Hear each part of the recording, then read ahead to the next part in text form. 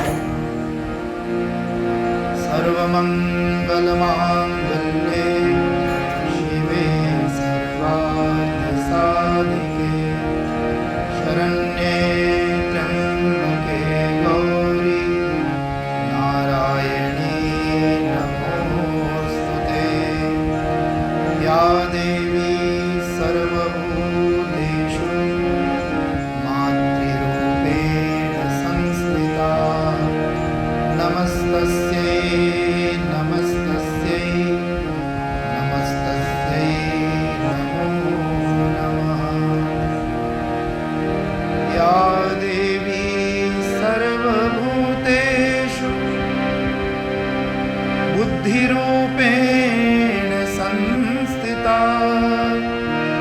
नमस्तस्यै नमस्तस्यै नमस्तस्यै नमो नमः। या देवी सर्वभूतेषु लक्ष्मीरूपेण संस्थिता नमस्तस्यै नमस्तस्यै नमस्तस्यै नमो नमः। जगदया ज्योता वाली माता तेरी सदा ही जय। पहाड़ा वाली माता तेरी सदा ही जय। नमः पार्वती पते हर हर हर महादेव।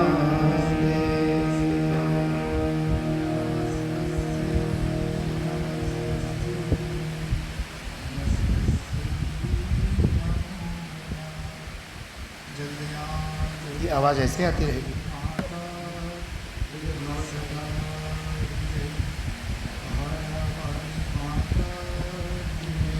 बोलो दुर्गा भवानी माता की जय।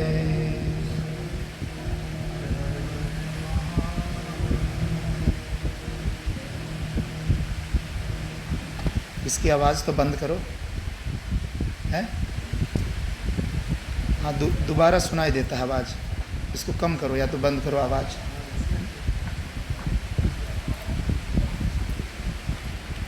थोड़ी देर के लिए ध्यान करेंगे। सभी लोग आंखें बंद कर लें, मुख बंद कर लें और उस पराम्बा परमेश्वरी का ध्यान करेंगे। इतनी ही लाइट छोड़ो। सभी लोग सीधे बैठें, आंखें बंद हो।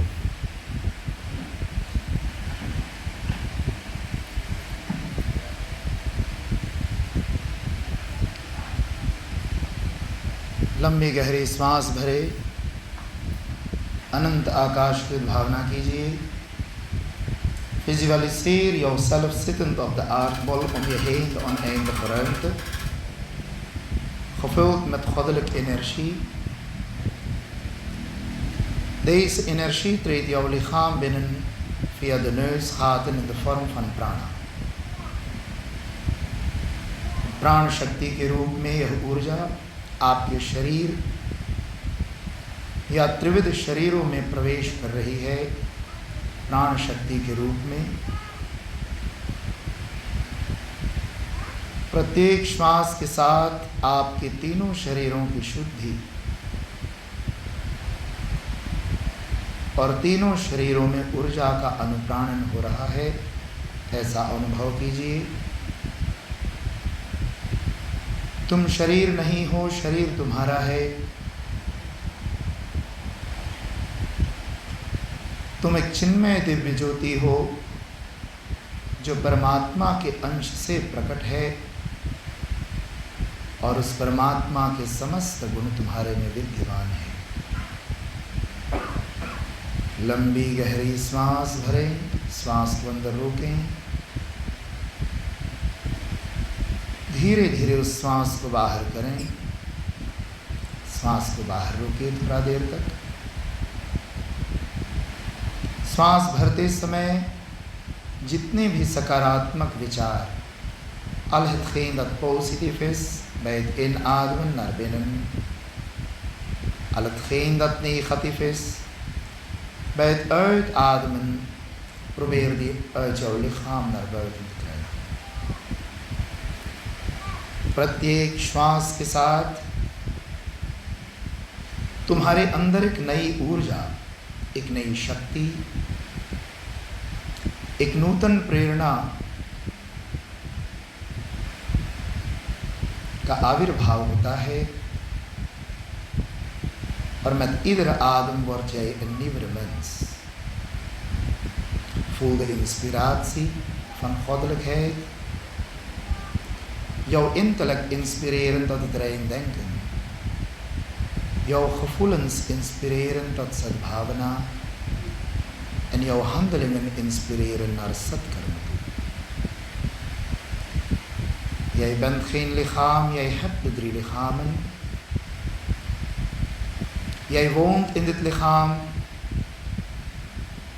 En de drie lichamen zijn het stoffelijke of het meest vaststoffelijke projectie van het fijnstoffelijke energie.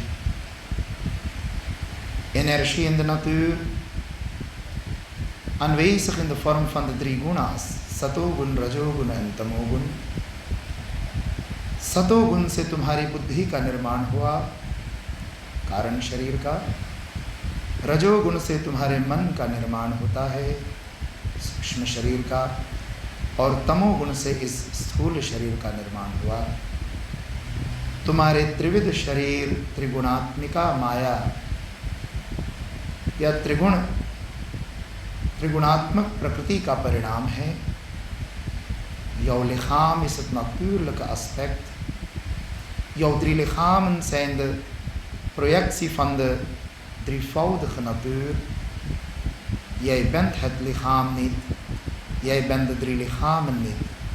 Jij bent de meester van dit lichaam. Jij bent een eeuwige bestaande ziel. Een sanatan jivatma die het vonkje is van Paramatma en die continu op reis is. Deze reis begon bij Bhagwan en eindigt bij Bhagwan. Met de kripa van Mahamaya, Adi Shakti Jagdamba, kun jij energie opdoen en deze drie wanden van jouw atma verzuiveren. Nadat je de drie wanden van de atma hebt verzuiverd, kun jij het eeuwige licht dat altijd brandt, je kunt het licht ervaren en je kunt jezelf verlichten op het intellectuele vlak, mentaal vlak en het fysieke energie. आइए 3 बार का नाद करें। लंबी गहरी श्वास भरें।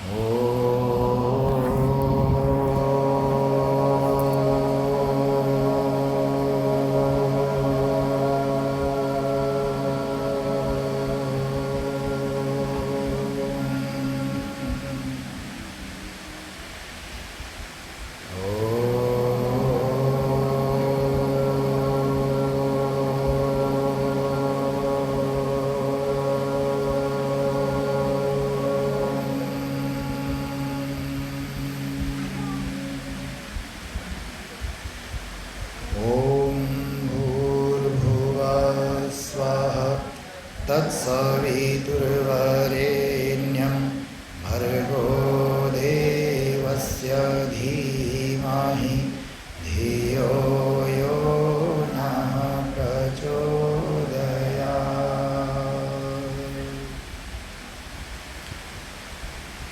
धीरे से अपनी आंखों को खोलें, अपनी हथेलियों की ओर देखें, मल करके मुखमंडल पर लगा लीजिए।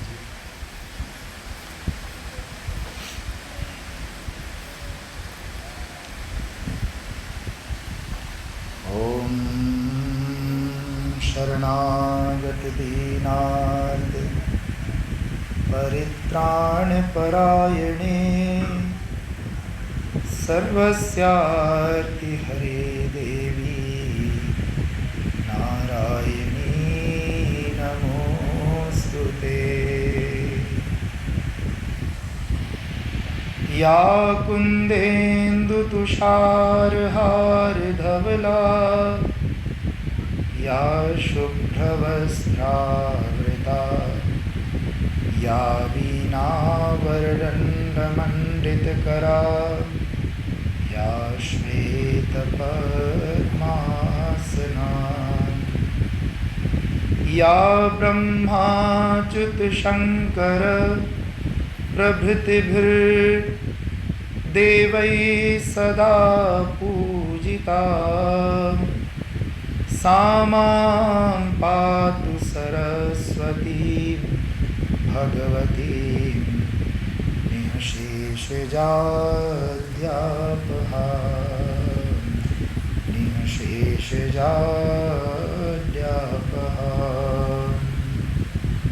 गुरुर्ब्रह्मा गुरुर्विष्णुः गुरुर्देव महेश्वर गुरुर्साक्षात् परब्रह्म तस्मै श्री गुरुवे नमः तस्मै श्री गुरुवे नमः।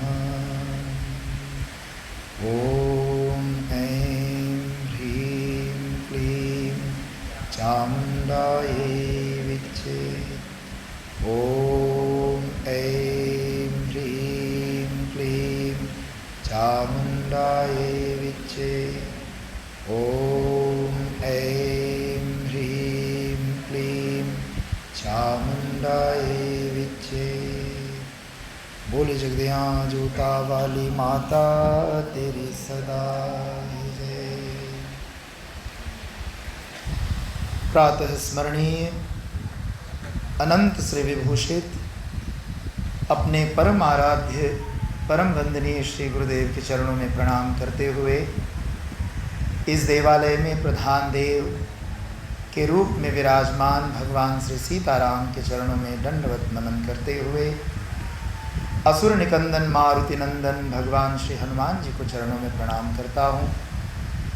अनंत महिमामयी करुणामयी माँ जो उद्भव स्थिति और संहार कारिणी स्वरूपिणी है, क्लेश हारिणी है, जिनकी महा महिमा का वर्णन हम विगत 7 दिनों से श्रवण कर रहे हैं, ऐसे जगत की आद्या शक्ति माँ परमेश्वरी के चरणों में शत शत कोटि कोटि नमन प्रणाम एवं वंदन। आज के इस सभागार को अपने पुण्यमय उपस्थिति से सुशोभित करने वाले भारतवर्ष से आए हुए भारत राजदूत श्री सत्येंद्र कुमार जी एवं माता जी का मैं बहुत बहुत स्वागत करता हूं आज के दरबार में। महेंद्र सिंह कान्याल जी, हाँ, और माता जी का मैं बहुत बहुत स्वागत करता हूं, जिन्होंने आज यहाँ उपस्थित होकर इस सत्संग की शोभा अत्यधिक बढ़ा दिए हैं। और अभी थोड़ी ही देर में हम सब के मध्य में हमारे देश के यशस्वी ओजस्वी माननीय उपराष्ट्रपति जी पधारने वाले हैं। उपस्थित ममतामयी मातृशक्ति, पिता तुल्य वृद्धगण, भाइयों बहनों, देवियों एवं सज्जनों, आप सभी के हृदय में विराजमान उस परम चैतन्य ज्योति को मैं नमन करता हूँ। हमारे सन्निकट विराजमान हमारे आदरणीय गुरु भाई स्वामी चंद्रानंद जी महाराज, जो हंसु आश्रम के अधिपति हैं, वहाँ के प्रमुख प्रचारक हैं, उनका भी हार्दिक हार्दिक स्वागत करते हैं। आज नवरात्रि का अष्टम रात्रि है, जिसमें मैंने आप लोगों को बताया था कि नवरात्रियों में जो नवरात्रि है उनके प्रथम 3 दिन हम महाकाली की उपासना, दूसरे 3 दिन हम महालक्ष्मी की उपासना और तीसरे 3 दिन हम महासरस्वती, गायत्री या सावित्री की उपासना करते हैं। महामहिम जी से मैं क्षमा चाहूँगा क्योंकि यहाँ बहुत सारे बच्चे हैं जो हिंदी नहीं समझते हैं, तो बीच में हम थोड़ा सा डच बोलेंगे, उसके लिए हम आपसे क्षमा की याचना करते हैं। De 9 nachten van Navratri, die zijn toegewijd aan de oerenergie die wij Adi Shakti Ma Jagdamba noemen.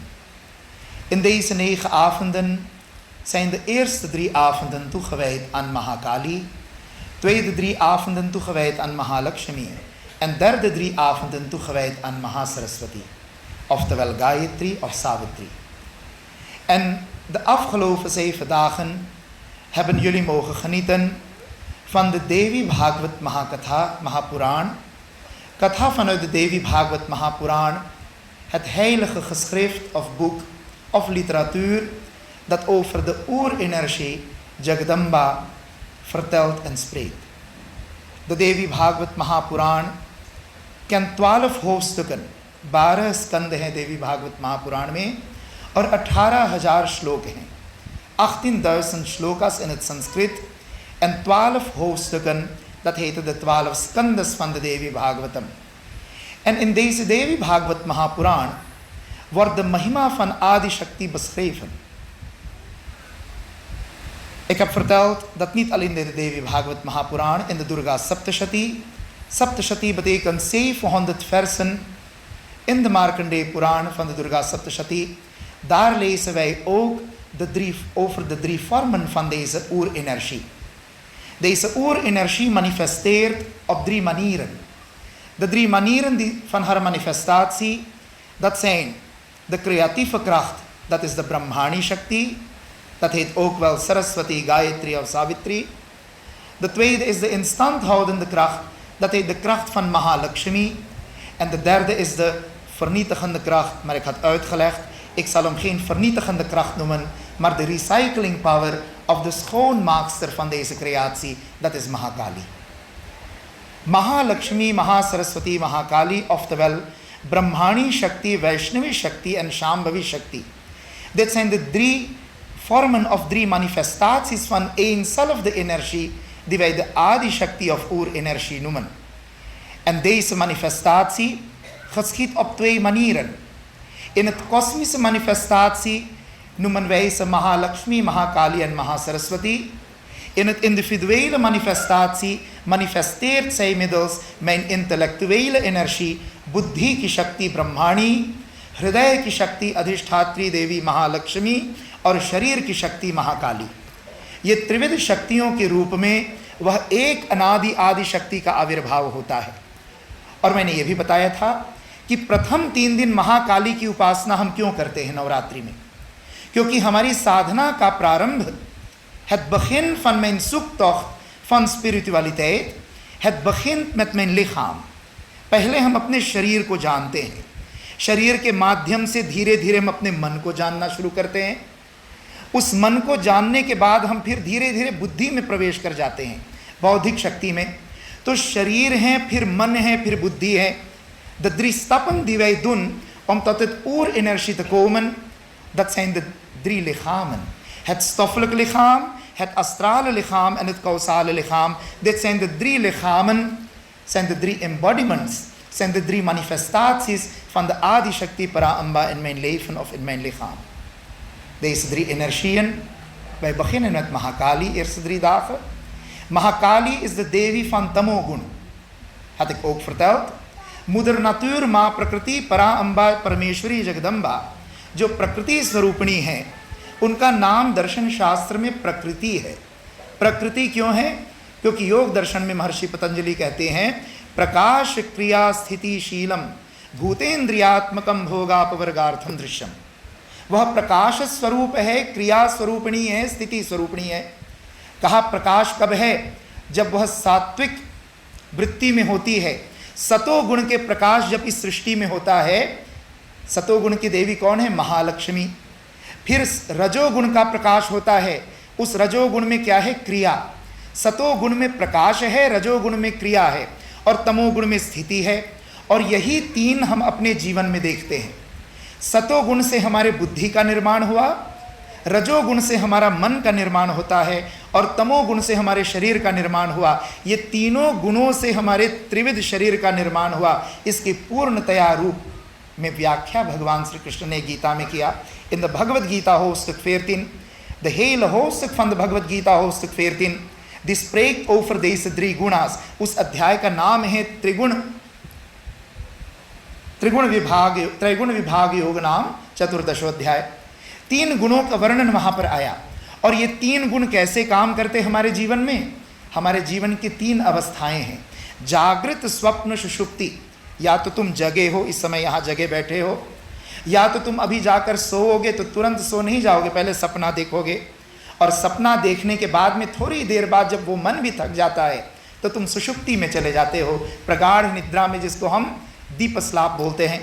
The 3 fasen van het leven van een mens, dat is waaktoestand, droomtoestand en दीपस्लाप-toestand. ये 3 अवस्थाओं में जब आप जाते हो तो उन तीनों में भी कारण यही सतोगुण, रजोगुण और तमोगुण है.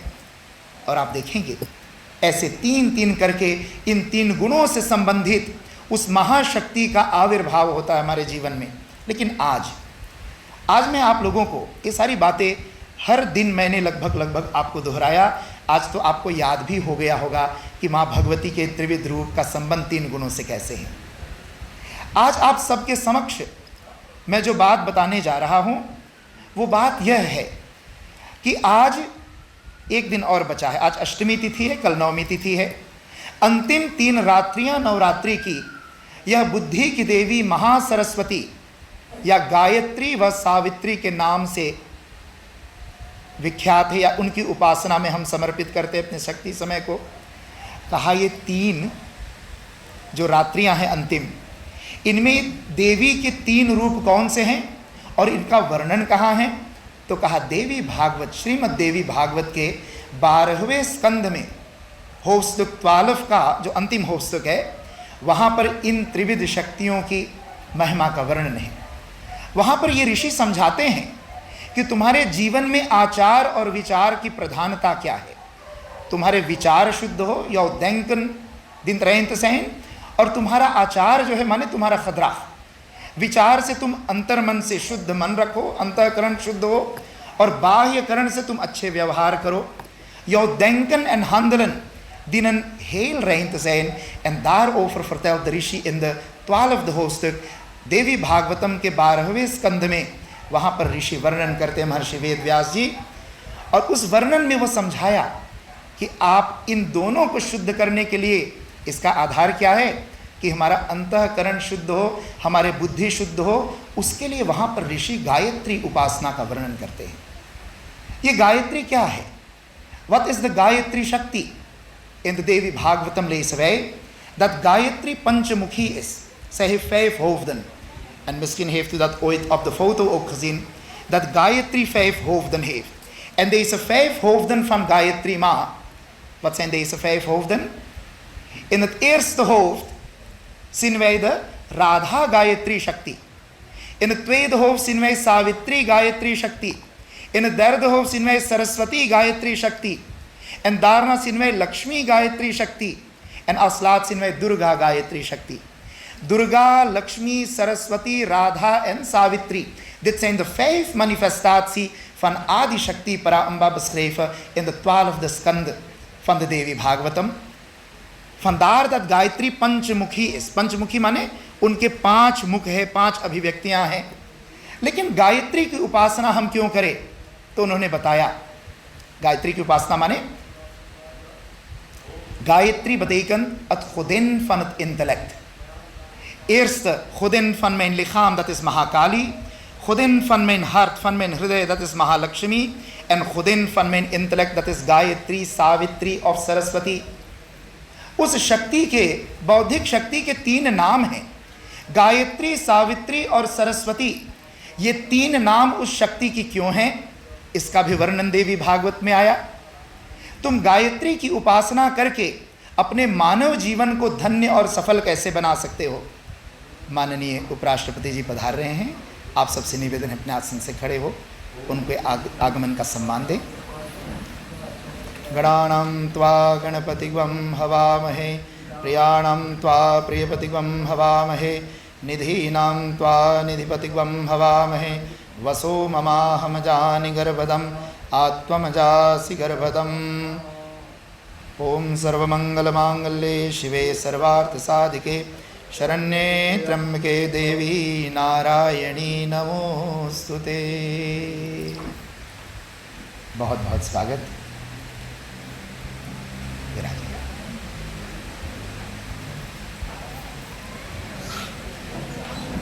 आप सभी अपने आसन पर विराजमान हो। हमारे देश के स्वनाम धन्य ओजस्वी माननीय उपराष्ट्रपति जी का आगमन हुआ, तो उनका भी हार्दिक हार्दिक स्वागत है श्रीमती जी के साथ। बोले जगदियाँ जोता वाली माता तेरी सदा ही जय। मैं आपसे निवेदन कर रहा था कि बुद्धि की शक्ति गायत्री है, जिसका वर्णन देवी भागवत पुराण में आया 12वें स्कंद में। और इस 12वें स्कंद में महर्षि वेद व्यास कहते हैं कि तत्सवितुर्वरेण्यम भर्गो देवस्य धीमहि धियो यो नः प्रचोदयात्। ये भी शक्ति है। जैसे शरीर की शक्ति की अधिष्ठात्री महाकाली है, मन के शक्ति की अधिष्ठात्री, मानसिक शक्ति की महालक्ष्मी है, ऐसे बौद्धिक शक्ति की अधिष्ठान या अधिष्ठात्री महा गायत्री, सरस्वती या सावित्री है। कहा इन तीनों शक्तियों का एक शक्ति के तीन नाम कैसे हो गए? कहा वही बुद्धि की शक्ति जिसे हम गायत्री कहते हैं, जब वह शक्ति सूर्य लोक से पृथ्वी की ओर चलती है, सूर्य मंडल से पृथ्वी की ओर गति करती है, तो उस शक्ति का नाम है सावित्री।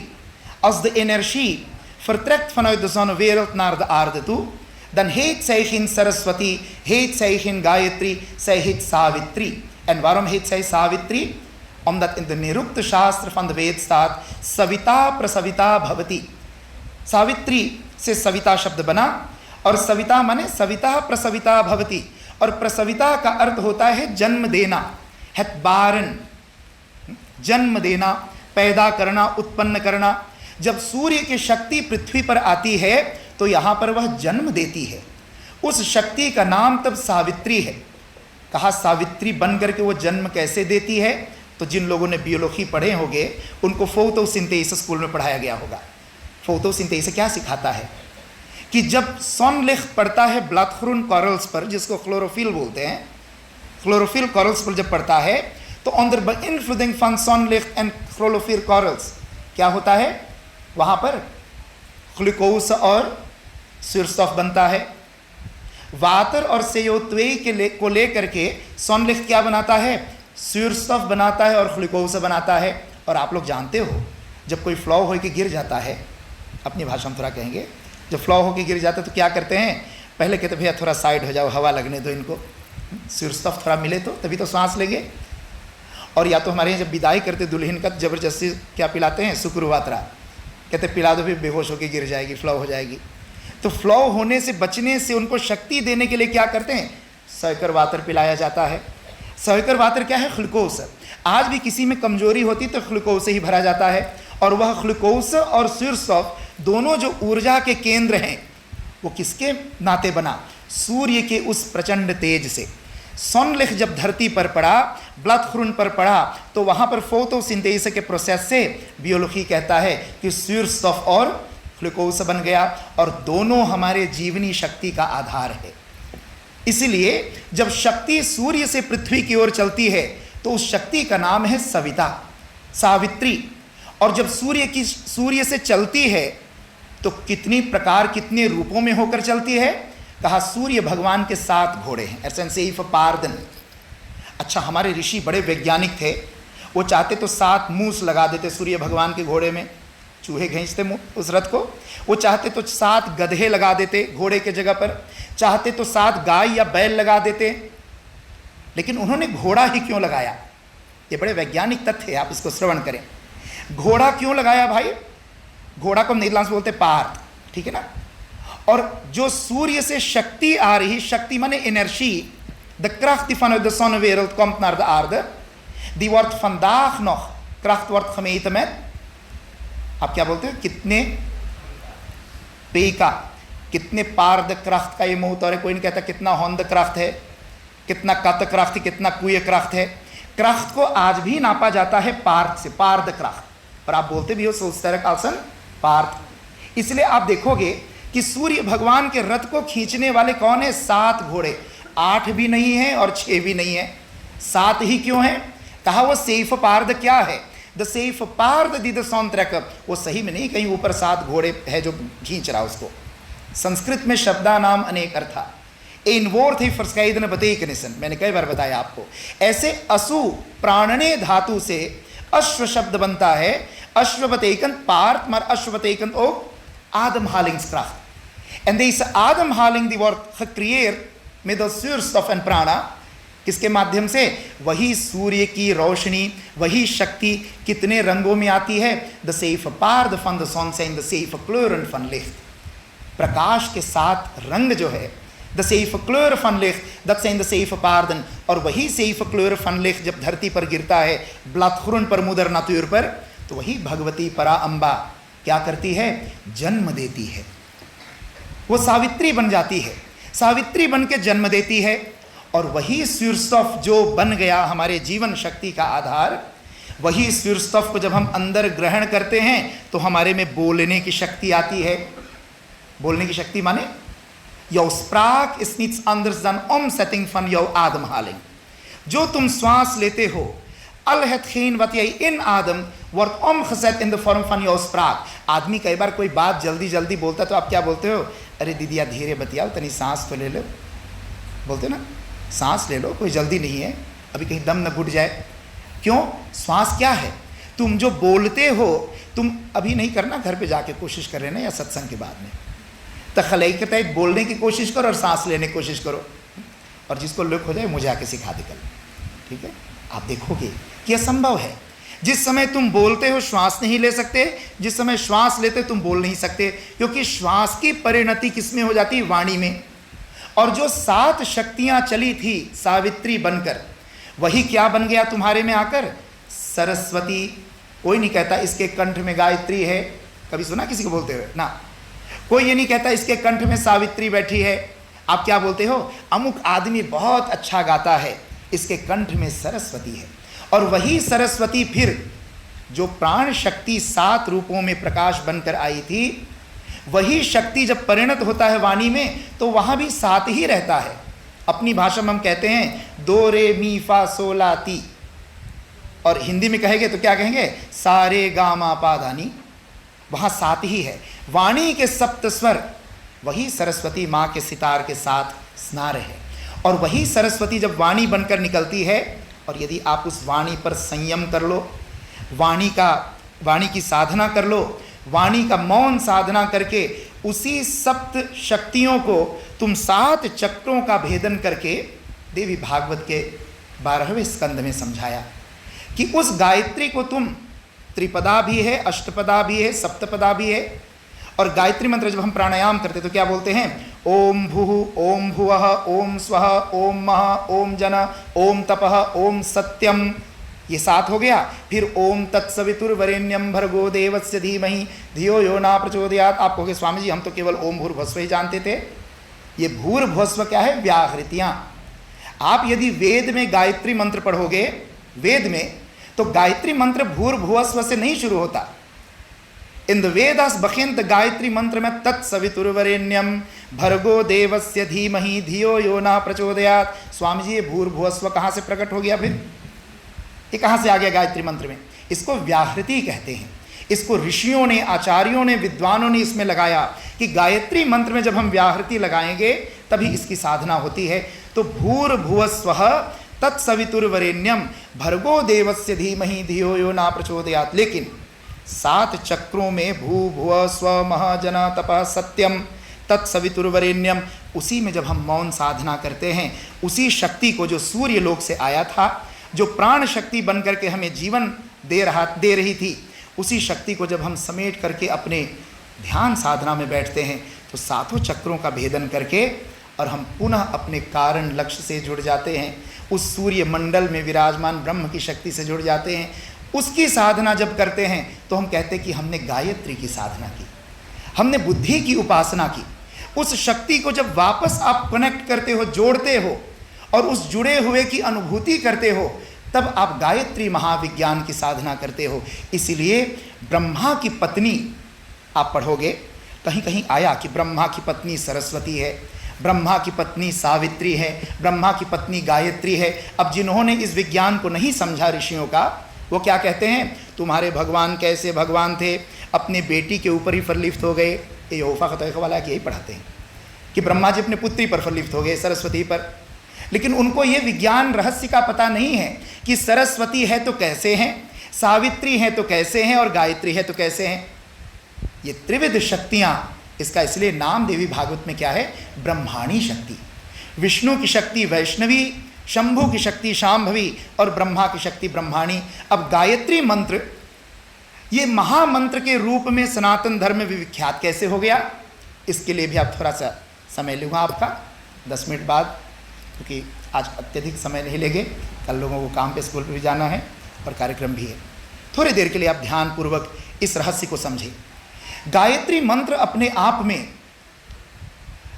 ये महामंत्र क्यों कहा गया? कहा वेद में जितने भी मंत्र उपलब्ध है, कोई कोई मंत्र परमात्मा की स्तुति है, कोई कोई मंत्र परमात्मा की उपासना है, और कोई कोई मंत्र प्रार्थना है। आप जब मंदिर में खड़ा होकर बोलते हो शांताकारं भुजगशयनं पद्मनाभं सुरेशं विश्वाधारं गगन सदृशं मेघवर्णं शुभांगं लक्ष्मीकांतं कमलनयनं योगी भिध्यान गम्यम वंदे विष्णुं भवभयहरं सर्वलोकैकनाथम, बड़ा सुंदर प्रार्थना है, और हर मंदिर में आरती के बाद सूर्य नाम में बोली जाती है। लेकिन इस प्रार्थना में तुमने भगवान से कुछ मांगा क्या? कुछ मांगा भगवान से? कहा कुछ नहीं मांगा, बस गुणगान करता गया, लव प्रेस करता गया, स्तुति करते गए। इसको बोलते हैं स्तुति। अच्छा, कुछ कुछ मंत्र है जो उपासना से संबंधित है। उपासना माने उपसमीपे आसना स्थिति। हम वो मंत्र को जब बोलते हैं या ध्यान करते तो भगवान के बहुत नज़दीक चले जाते हैं, ध्यानात्मक मंत्र है, उसको कहते हैं उपासना के मंत्र। और कुछ मंत्र है जिसमें ना हम स्तुति करते हैं ना उपासना करते हैं, सीधे भगवान के सामने लैस लेके पहुंच जाते हैं। क्या लैस लेके पहुंचते हैं? आचार्य जी रोज कराते हैं हवन में। क्या मंत्र है? श्रद्धाम मेधाम यशः प्रज्ञाम विद्याम पुष्टिम श्रियम बलम। अभी इतना पेट नहीं भरा, आगे हमने क्या भगवान से मांगा? तेजमायुष्यमारोग्यम देहि में हव्यवाहन। हे हव्यवाहन अग्नि, हमने इतने देर तक आपके अंदर उपासना किए, हवन किए, आप हमें श्रद्धा मेधा भक्ति प्रज्ञा प्राण पूरा लेस बना दिया। और आपने मांगा तो क्या आपने मांग कर गलत किया? कहा बिल्कुल नहीं, आपको मांगने का अधिकार है परमात्मा से, आपको अपने पिता माता से मांगने का अधिकार है। उसको कहते हैं प्रार्थना। प्रार्थना मांगे कुछ मांगना। गायत्री मंत्र पूरे वेद में जितने भी मंत्र है उन समस्त मंत्रों में एकमात्र मंत्र है जिस मंत्र में एक मंत्र में ये तीनों समाविष्ट है एक में। ऑल दिस द्रीसेन इन एन मंत्र ऑफ खनोम। क्या? पहले स्तुति, फिर उपासना, फिर प्रार्थना। इसलिए इस मंत्र को महामंत्र कहा गया। और इसमें हम क्या प्रार्थना करते हैं? भूर्भुवस्वः तत्सवितुः वरेण्यम। भू माने आर्ध। कहा तुम कुछ फेंको ऊपर और वो वापस गिर जाए, उसको भू समझना। तत्वार्ध खफितात सी फंद आर्ध इस, दैट इज भूलोक। कहा कुछ फेंको और वो वापस ही ना आवे, तत्वार्ध खफितात सी फंद आर्ध eindig en waar de aantrekking van de zonnewereld begint, dat tussenstukje dat heet भूलोक, उसको अंतरिक्ष लोक भी बोलते हैं, चंद्रलोक भी बोलते हैं। फिर कहा ऊपर क्या है?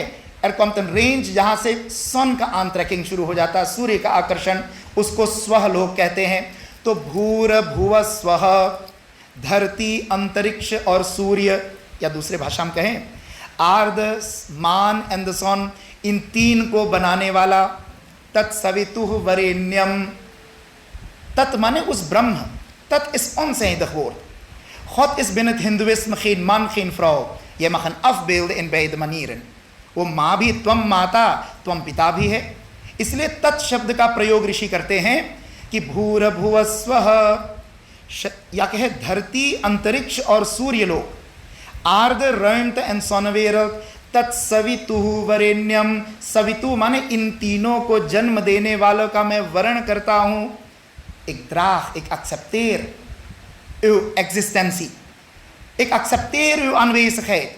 तत्सवितु वरेण्यम, वरेण्य माने जो वर्ण योग्य है। जैसे दुल्हा दुल्हन का वर्ण करता है, तो क्या उस समय दुल्हा को कोई और याद रहता है? यदि अच्छा दुल्हा होगा तो और कोई याद नहीं रहेगा, तो इधर वही याद रहेगा जो माड़ों में बैठी है, या ओमकेर भी। तो वर्ण माने तन मन प्राण से जिसका ध्यान केवल एक में हो, ऐसे हम परमात्मा का वर्ण करते। ओ अलमख्तः खत, एक एक्सेप्टेर उ, एक द्राख उ, किस रूप में? अलेन उ एग्जिस्टेंसी एंड geen enkele andere, हम तुमको केवल ग्रहण करते हैं। भूर भुवस्वः तत्सवितुः वरेण्यम, मैं आपको वर्ण करता क्योंकि आप ही वर्ण योग्य हो।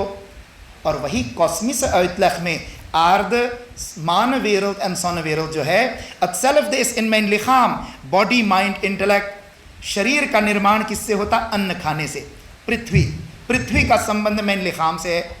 कहा तुम्हारा जो gevoelens है, dat wordt beïnvloed door de maan, dat is de tweede।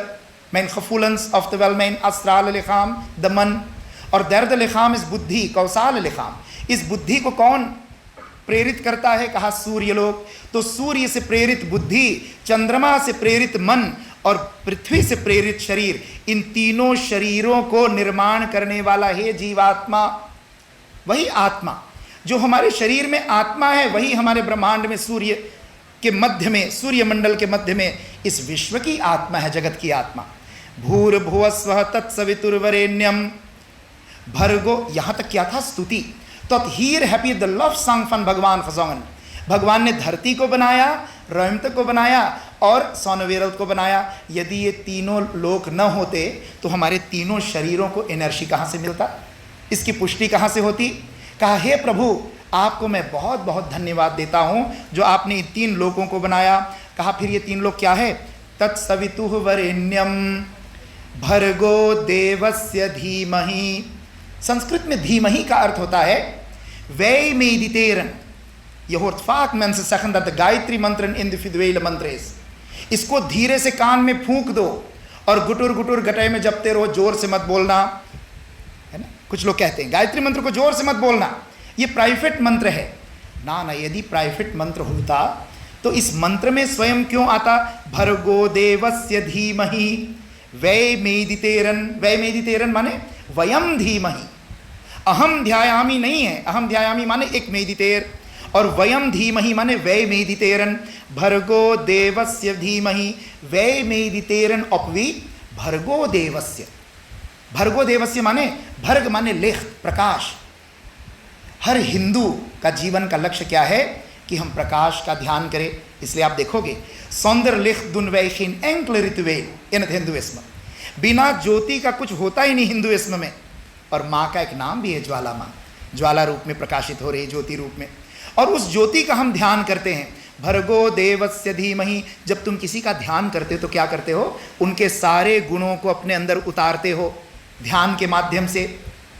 Ramayan में बड़ा सुंदर प्रसंग, कुंभकर्ण को जगाया तो कुंभकर्ण ने रावण से पूछा, अरे भाई तुम 4 वेद पढ़े हो, इतना भी अकल नहीं आई कि तुम राम का रूप बनाते, सीता दौड़ के आके तुम्हारे गोद में बैठ जाती?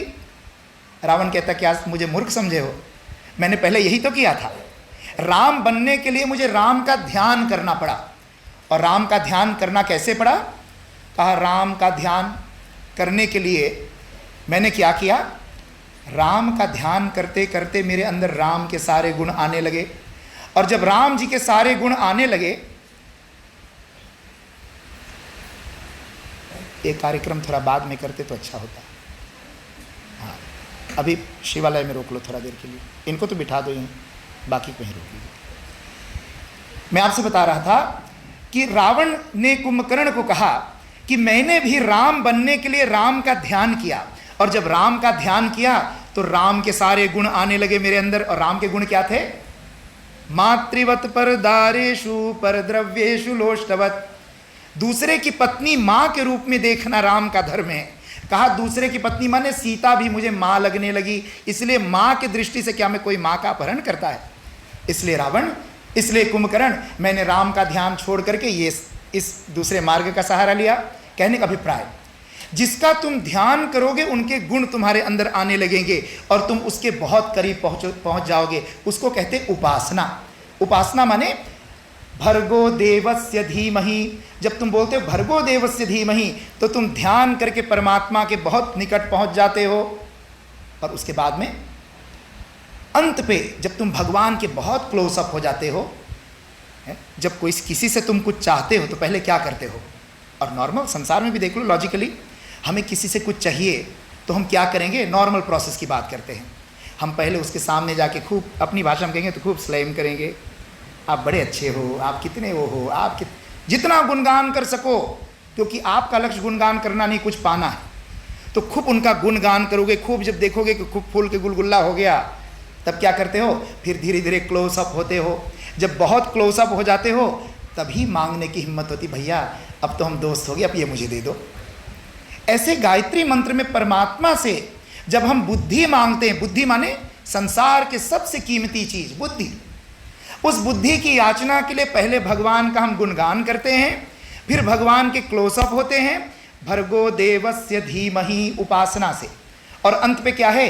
धियो यो नः प्रचोदयात। हे भगवान, now we are very good friends, अब क्या करो? धियो यो नः प्रचोदयात। और वहां भी मेर फौत आया। धी माने बुद्धि और धीय माने अंश, इंटेलेक्टन।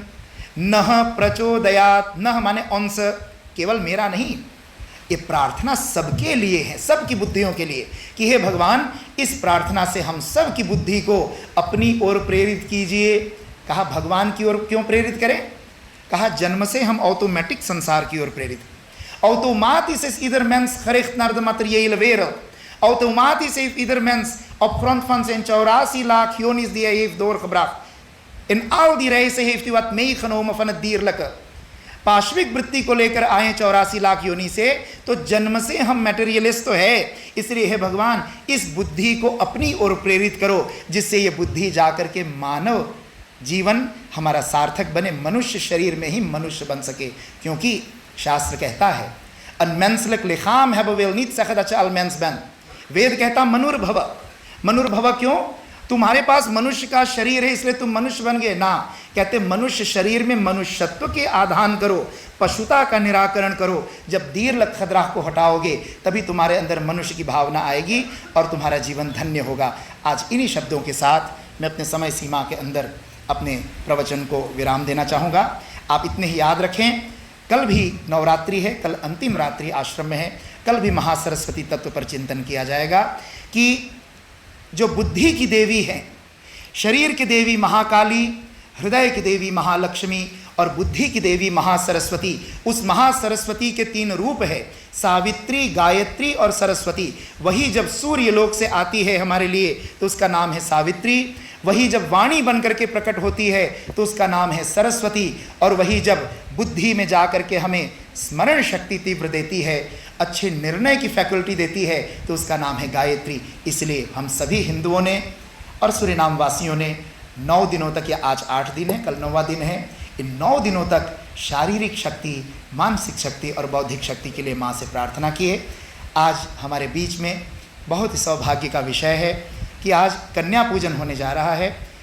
देवी भागवत में यह समझाया गया, देवर्षि नारद भगवान राम को समझाते हैं कि नवरात्रि में कन्या पूजन की कितनी महिमा है। जिन लोगों की मोक्ष की कामना, जो मोक्ष की कामना से साधना करते हैं, तो देवी उपासना में बताया गया कि 9 कन्याओं की पूजन करने वाले को मोक्ष की प्राप्ति भी होती है यदि तन मन धन से वो उनकी उपासना करें। तो आज अष्टमी के दिन 9 कन्या पूजन के अवसर पर हमारे परम आदरणीय श्रद्धेय महामहिम भारतीय राजदूत अपना महेंद्र सिंह जी कन्याल जी उपस्थित हैं।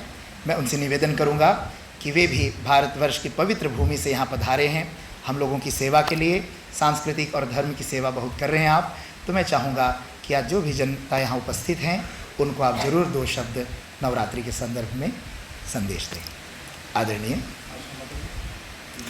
माइक वहीं पे दे दीजिएगा।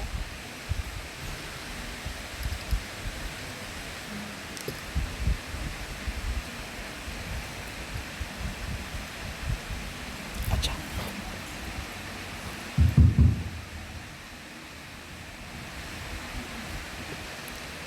स्वामी रामानंद जी, आचार्य जी, राष्ट्रपति महोदय, मैडम, प्यारे निवासी भारतीयों, सबसे पहले